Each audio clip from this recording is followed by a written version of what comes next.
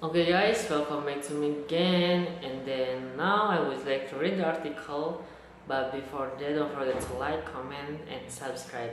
Now I would like to read the article, and the title is Wall Street ends down as yield rise, index was weekly loss.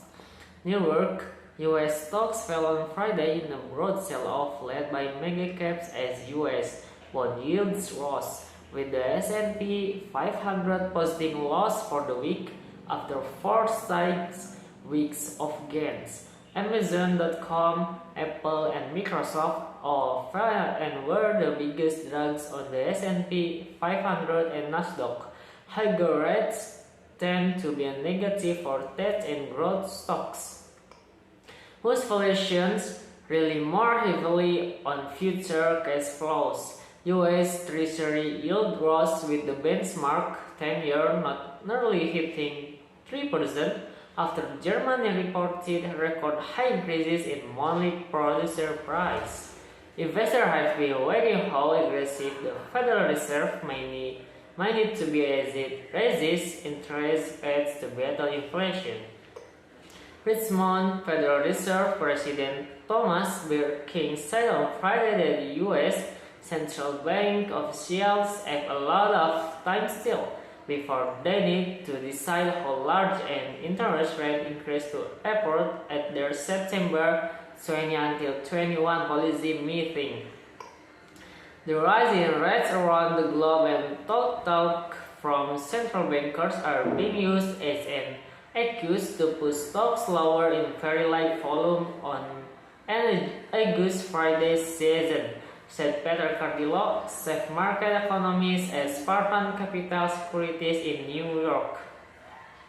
The Dow Jones Industrial Average fell 292.3 points or 0.86% to 33.706.74.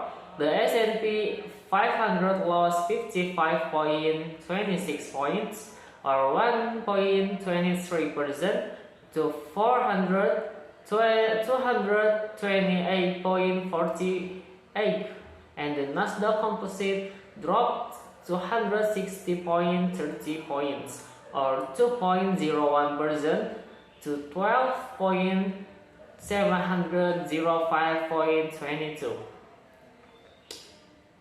All three major indexes registered losses for the week. The S&P 500 fell about 1.2%, and the Nasdaq slid 2.6% in their first weekly declines after 4 weeks of gains. The Dow lost about 0.2% for the week, after noting its worst first half since 1970. The S&P 500 has won some 16% from its mid until June low, followed by stronger than expected corporate earnings and hopes the economy can avoid a recession even as the Fed hikes rates. Friday monthly option expirations should also make way for greater near-term stock market moves as option positions expire, said Brent Kotuba, founder of option-focused financial insight company Spot Gamma. The U.S. Central Bank needs to keep raising borrowing costs to tame besides high inflation, a string of U.S. Central Bank officials said on Thursday, even as they debated how fast and how high to lift them. The Fed has raised its benchmark overnight interest rate by 225 basis points since March to fight inflation at a four-decided hike.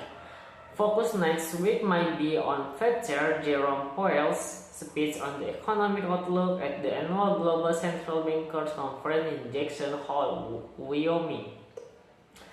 Meme stock bet and beyond INC plunged 40.5% as billionaire investor Ryan Cohen excited the struggling home goods retail by selling his stakes. Okay guys, that's all from me. Thank you for watching me, and then don't forget to like, comment, share and subscribe.